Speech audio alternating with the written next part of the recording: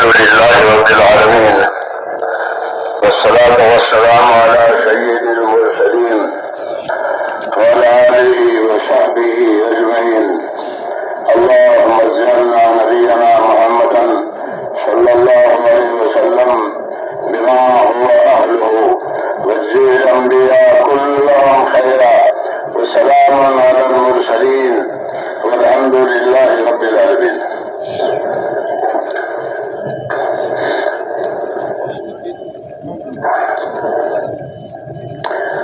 بزرگوں اور پیارے بھائیوں، اللہ کی شان وہ اعلیٰ اور بالا ہے، لیس کمثلہ شیء، کہ اس کے جیسا کوئی نہیں ہے. تو اللہ کی ذات بہت اعلیٰ اور بالا ہے،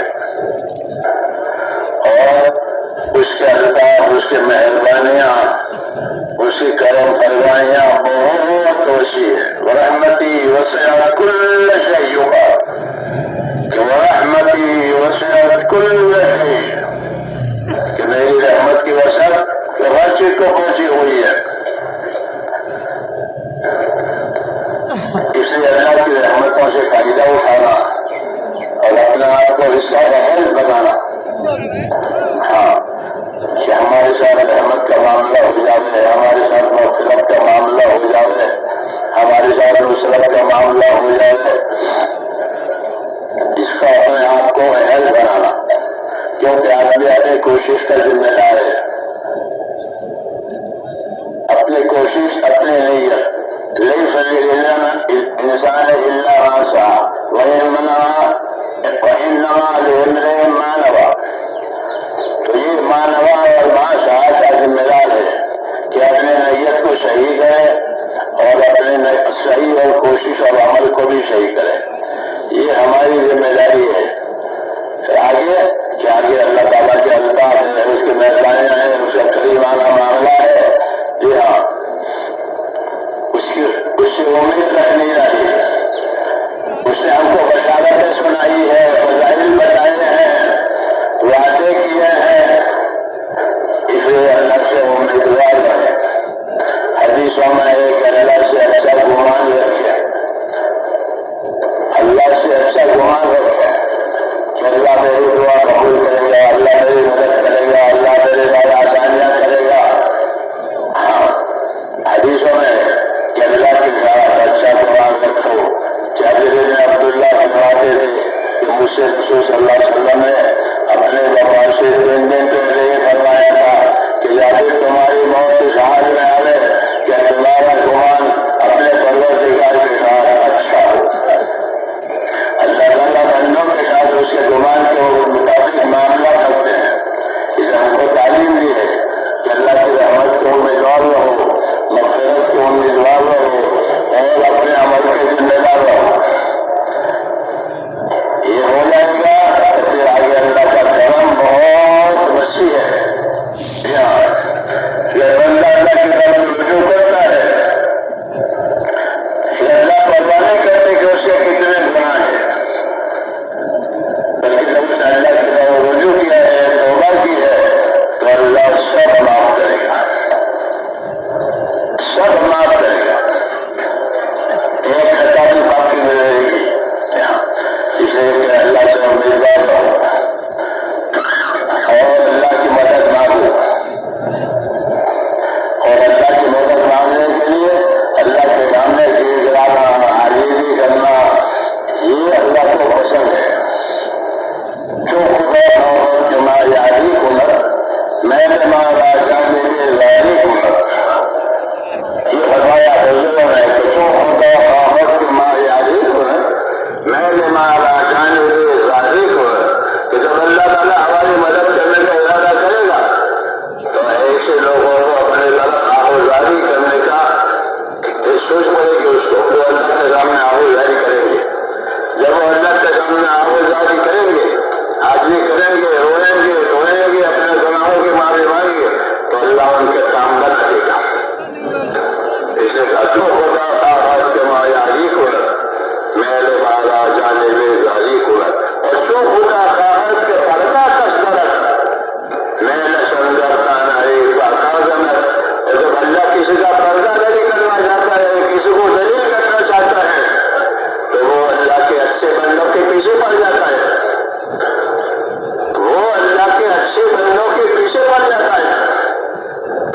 اللہ اس کو ذلیل کر کے رکھتے ہیں. یہ دو ضابطے ہیں اللہ تعالیٰ کے کہ جو خدا خواہد کے مایاری کل میرے مارا جانے بھی ظاہری کل کہ اللہ مدد کرانا کریں گے تو بھی آوازاری کی توفیق دیں گے اور اللہ کسی کو ذلیل کرے گا تو وہ کسی نیک بندے کے پیچھے پڑ جائیں گے, نیک بندوں کے پیچھے پڑیں گے کہ انجان میں یہ ذلیل ہو گیا. یہ خدا کی طرف سے ایک ضابطے ہوتے ہیں تکمیلی, اس کا لحاظ رکھنا ہے کہ اللہ کی طرف سے ہماری طرف کوئی اطاعت نہ آ جائے, کوئی ناراضگی نہ آ جائے. کہ اللہ کی ناراضگی یہ بہت سخت ہے. عیسیٰ علیہ السلام نے فرمایا کہ اللہ کی ناراضگی یہ سب زیادہ سخت چیز ہے.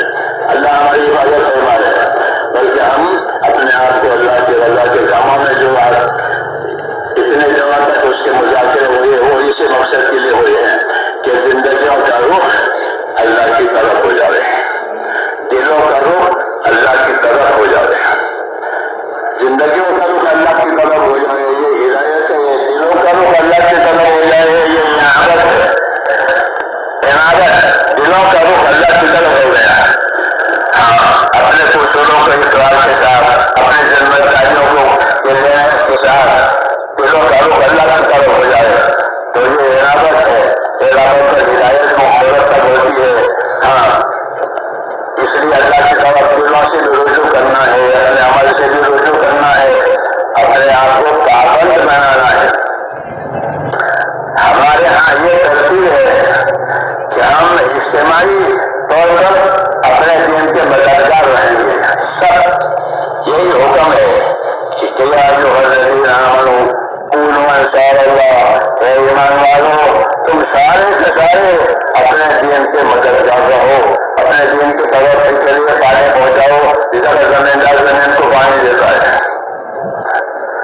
تو اپنے دین کی مدد کے لیے مددگار رہو اور اپنی انفرادی زندگی میں کہ اپنے انفرادی زندگی کو سنت شریعت کی پابند کرو کہ ہر آدمی اپنی انفرادی زندگی میں وہ سنت اور شریعت کا پابند بنے.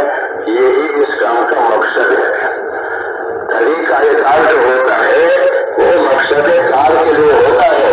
طریقہ کار کے لیے نہیں ہوتا بلکہ وہ کسی مقصد کے لیے ہوتا ہے. تو مقصد کار کو بھی جاننا ہے, طریقہ کار کو بھی سمجھنا ہے. طریقہ کار کی باتیں اس لیے سمجھائی جاتی ہے کہ مقصد کار کی طرف توجہ ہو, اس کی استعداد پیدا ہو, اس کی تیاری ہو. اس لیے اپنے آپ کو مقصد کار پر لانا ہے کہ مقصد کار کیا ہے, کہ مقصد کار وہ دین ہے جس کو لے کر جناب رسول اللہ صلی اللہ علیہ وسلم آئے. مولانا الیاس صاحب فرماتے تھے ہماری محنت, ہماری تبلیغ, ہماری دعوت کیا چاہتے ہو اس سے کہ اس سے ہم وہ باتیں چاہتے ہیں جو جناب رسول اللہ صلی اللہ علیہ وسلم لے کر آئے تو وہی کرنا ہے, وہی اپنے اندر اتارنا ہے. اس کے لیے عالم میں پھیرا بنانی ہے اور کوئی نئی بات ہمارے پاس نہیں ہے, بلکہ جو باتیں اللہ نے اپنے رسول کو دی گئی ان کو پانی پہنچانا ہے.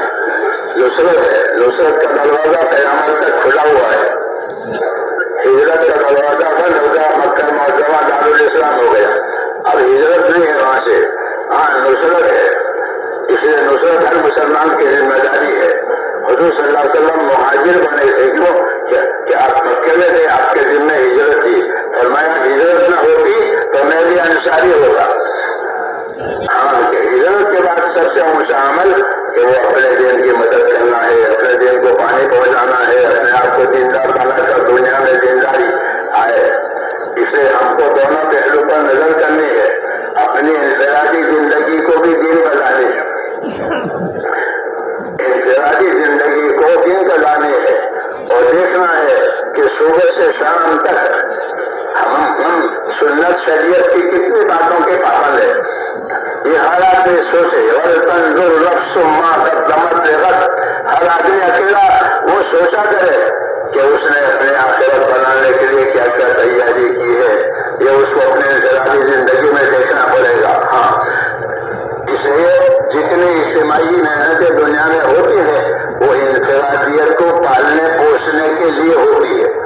یہ قاعدہ ہے, اس سے کوئی اختلاف نہیں کر سکتا کہ جتنی اجتماعی محنتیں ہو دینی دنیاوی اس کا مقصد انفرادیت کو پالنا پوچھنا ہے. آپ جماعت بنا کر پڑھاتے ہیں تاکہ ہر طالب علم قابل بنے. ہاں جماعتیں بنائے, کلاس بنائے, اور کیوں؟ تاکہ ہر طالب علم قابل بنے. تو ان کو جماعت بنانا اس لیے ہے کہ جماعت کا ہر فرد قابل ہے. ہمارا بھی مل جل کے کام کرنا ہے اس لیے تاکہ ہمارا ہر آدمی سنت شریعت کا پابند بنے. جی ہاں, سنت شریعت کا پابند بنے, یہ ہماری اصلی غرض ہے. کیونکہ ہم تو ہیں مسلمان الحمدللہ, اور سنی مسلمان ہیں. ہمارے عقائد بھی صحیح ہے, ہمارے اعمال بھی صحیح ہیں. ہاں, ہمارے یہاں کوئی خرافات بھی نہیں ہے. تو پھر آپ سے کیا چاہا جاتا ہے کہ اس دعوت کے ذریعے سے آپ سے اتباع چاہا جاتا ہے کہ ہم اپنی زندگیوں میں اپنے نبی کا اتباع کریں, اپنے نبی کو سنتوں کی پیروی کریں, اس کی تعلیم کریں اور اس کو سیکھیں, سنتیں سکھائیں. جی ہاں, کہ سنت سے بڑی چیز کوئی بھی نہیں ہے. ہمارے پاس دو چیزیں ہیں, کتاب اور سنت.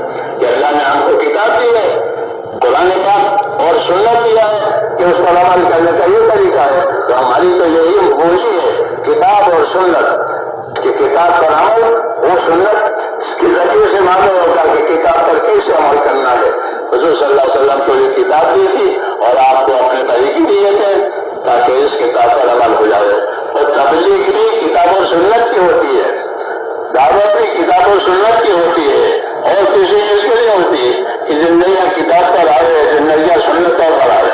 ہاں, اس کے لیے پہلے وہ طریقہ کار اختیار کیا جاتا ہے, وہ تو استدا پیدا کرنے کے لیے ہوتا ہے. اصل ہماری زندگی سنت اور شریعت ہے کہ سنت اور شریعت پر ہمارا عمل ہوتا چلا جائے. اس کو سیکھیں, اس کو پوچھیں, اس کو یاد کریں.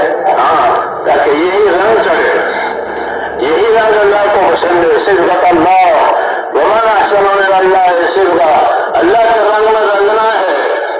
اللہ کا رنگ عبودیت اور اقلیت کا ہے, غوثلہ میں رنگنا ہے, اس سے اچھا کوئی رنگ نہیں ہے. وہ یہی مقصد ہے نبی کی دعوت کا, نبی کی تعلیم کا, کہ بندگی اور ابدیت زندگیوں میں آ جائے اور اسی پر اپنی زندگی گزارنا اور اسی کو دنیا میں لے کر چلنا چلانا اور امت میں اسی کو زندہ کرنا, یہ کام ہے اور یہ بڑا کام ہے. اللہ کی نصرت اور مدد اسی سے آتی ہے. ان تنصروا اللہ ینصرکم, جب تم اللہ کے دین کی مدد کرو گے تو اللہ تمہاری مدد کرے گا. جی ہاں, اللہ تمہارے راستہ کھولے گا, تو بہتیں ختم ہو جائے گی, دشمن دوش ہو جائیں گے. یہ سب ہے اس کے اندر کہ راستے کھل جائیں گے, دلوں کے اقفال اللہ کھول دے گا. جی ہاں, اور خطوات اندر شرائط کرے گی اور وہ آپ کے حامی ہو جائیں گے. اللہ ہمیں اس کی توفیق عطا فرمائے. اس لیے اس کو کرنا بھی ہے, کرانا بھی ہے, اور اس کے لیے دعائیں مانگنی ہے. اپنی آخرت کے لیے, اپنی دنیا کی سلامتی کے لیے, اپنی ہدایت کے لیے اور امت کے لیے دعائیں بھی مانگنے ہیں. کہ دعا جو ہے وہ مومن کا ہتھیار ہے. دعا مومن کا ہتھیار ہے. مومن پر حالات آتے ہیں تو حالات کو کیسے رفع کرے کہ دعاؤں کے ذریعے سے اپنے آپ کو دعا والا بنا لے. کہ دعا کس کی قبول ہوتی ہے؟ کہ دعا متقی کی قبول ہوتی ہے. انما یتقبل اللہ من المتقین. یہ بات آدم علیہ السلام کے پہلے بیٹے نے کہی ہے. انما یتقبل اللہ من المتقین, کہ اللہ تعالیٰ جو قبول کرے گا وہ تو متقیوں کی قبول کرے گا. اس نے اپنے بھائی سے کہا تھا, وہ بھائی ان کا فاسق تھا, وہ ماننے کے لیے تیار ہو گیا. تو کہا جو بھی کہ اللہ کی طرف سے قبول نہیں کرے متقیوں کو ملے گی. کامیابی بھی متقیوں کو ملے گی, پرہیزگاروں کو ملے گی, پابند لوگوں کو ملے گی. ان وجہ متقی کا نوازا کہ اللہ سے ڈرنے والوں کے لیے کامیاب ہونا ہی ہے. تو یہ سب بشارتیں ہیں. دعوت اور تبلیغ کی محنت کی یہی خاصیت ہے کہ دعوت اور تبلیغ کی محنت صحیح ہوئی تو اللہ دلوں میں تقویٰ ڈالے گا. ہاں, اللہ تعالیٰ دلوں میں تقویٰ ڈالے گا, چاہے اس کو اپنے تقوی کا شعور نہ ہو, لیکن اللہ دل میں تقویٰ ڈالے گا اور یہ متقی بن کر زندگی گزارے گا. جی ہاں, فرماتے کہ ہم کو تقویٰ نہیں لگا ہے, ہم کو تقویٰ نہیں لگا ہے, اللہ کا خوف نہیں لگا ہے. اور یہ ایسا ہے کہ اللہ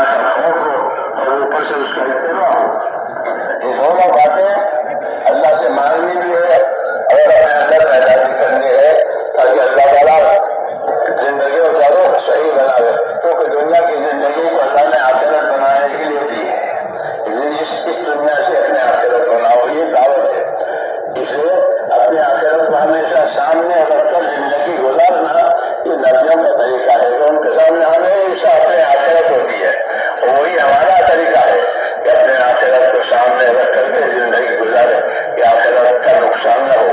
آخرت کا نقصان زیادہ شدید ہوتا ہے. دنیا کے نقصان کا کور بدل ہو جایا کرتا ہے، اس کا بدل نہیں ہوتا.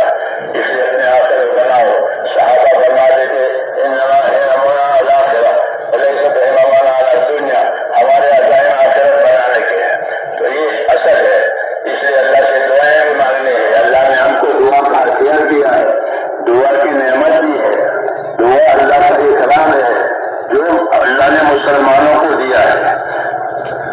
اور جو دعائیں آسمانوں پر جاتی ہیں بندوں کی، تو ان دعاؤں کا اکرام ہوتا ہے کہ بندوں کی عرضیاں آئی ہیں، بندوں کی دعائیں آئی ہیں، ان دعاؤں کا اکرام ہوتا ہے اور اس کو قبولیت دی جاتی ہے. دعاؤں کو بعض دعاؤں کی قبولیت فوراً دے دیتی ہے.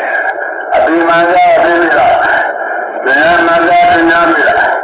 بعض دعاؤں کی قبولیت کو روک کر رکھتے ہیں کہ ابھی نہیں دینی ہے، دوسرے وقت میں دینی ہے. تو بعض مرتبہ اس دعا کی قبولیت تاخیر سے ہوتی ہے کہ اتنے سال تک دعا مانگتا رہا اب ہوئی، اور بعض دعا کی قبولیت آخرت سے ہوگی کہ تم نے دعائیں مانگی تھی وہ ہمارے پاس ہے محفوظ. ہاں تو دعاؤں کو محفوظ رکھا جاتا ہے، مقبول کیا جاتا ہے اور بندوں کو دی جاتی ہے. رد نہیں ہوتی، چاہے کتنا ہی گنہگار آدمی ہو اس کی دعا رد نہیں ہوتی. ہاں اس لیے دعا مانگ کر اللہ سے امیدوار رہنا چاہیے قبولیت کا. اللہ سے دعا مانگیں، دعائیں یاد کریں. حضور صلی اللہ علیہ وسلم نے ہم کو دعائیں بھی سکھائی کہ یہ مانگو یہ مانگو یہ مانگو رکھا.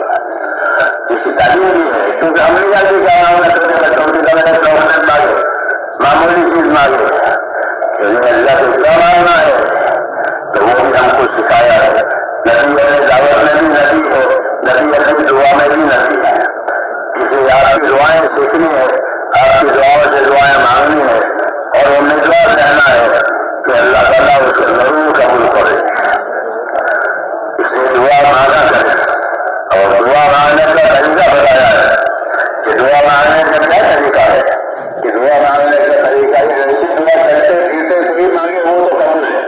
اصل طریقہ اس کا جو بتایا گیا ہے کہ جب اللہ کی دعا مانگے اللہ سے تو اللہ کی تعریف کرو، اللہ کی تعریف کرو. اللہ کو اپنی تعریف پسند ہے اور ہے اللہ اکیلا تعریف کے دار، ایک اور کوئی تعریف کے لائق نہیں ہے. اسے اللہ کو اپنی تعریف پسند ہے.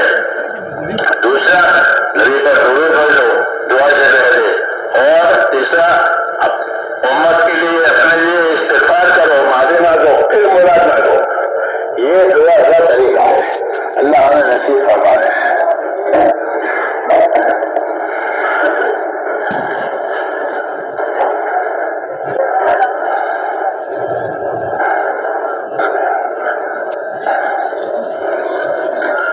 بسم الله الرحمن الرحيم. اللهم لك الحمد كله ولك الشكر كله ولك الملك كله بيدك الخير كله إليك يرجع الأمر كله. لا إله إلا الله وحده لا شريك له، له الملك وله الحمد يحيي ويميت وهو حي لا يموت بيده الخير وهو على كل شيء قدير. اللهم أنت أحق من ذكر وأحق من عبد وأنصر من رؤيا وأرأى من ملك وحكمة من سئل وأوسع من أعطى. اللهم أنت الملك لا شريك لك والفرد لا ضد لك، كل شيء هالك إلا وجهك، لن تطاع إلا بإذنك ولن تشاء إلا بعلمك، تطاع فتشكر وتشاء فتكفر.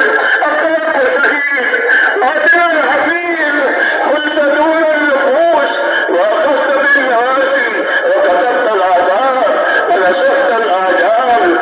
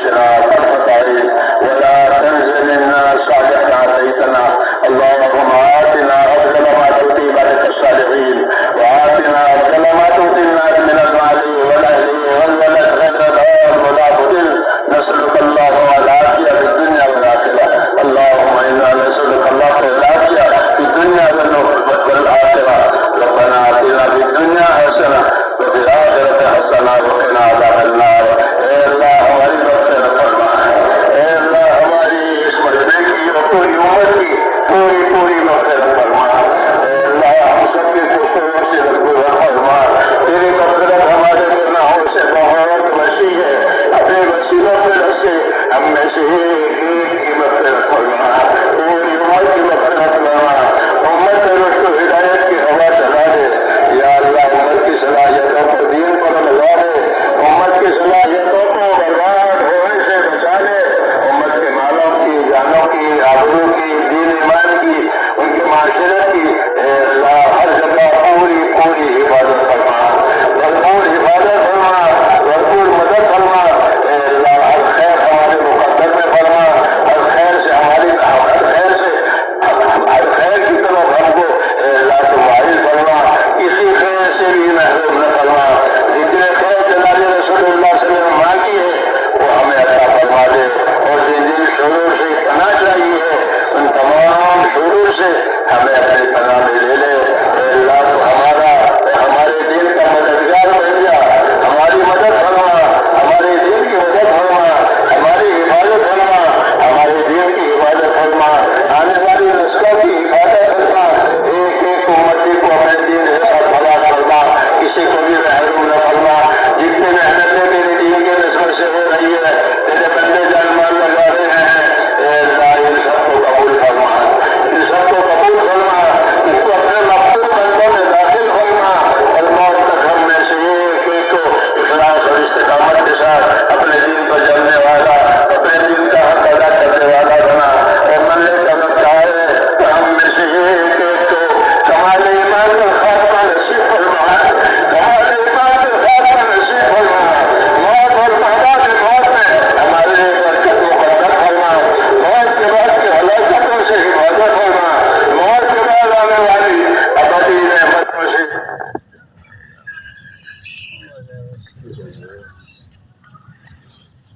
ونعوذ بك يا رب من كذبك والنار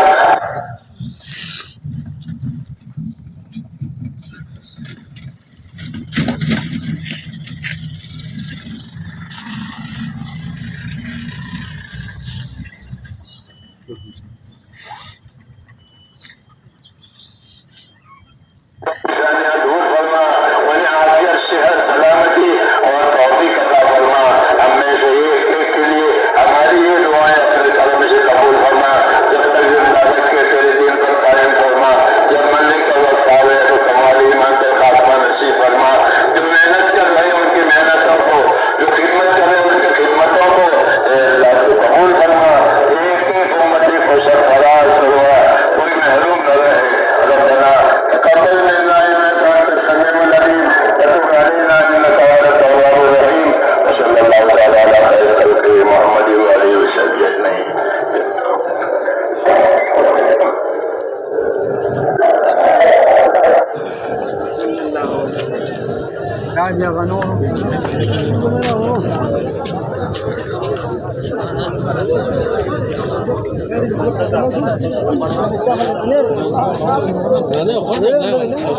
Resul sonuçta.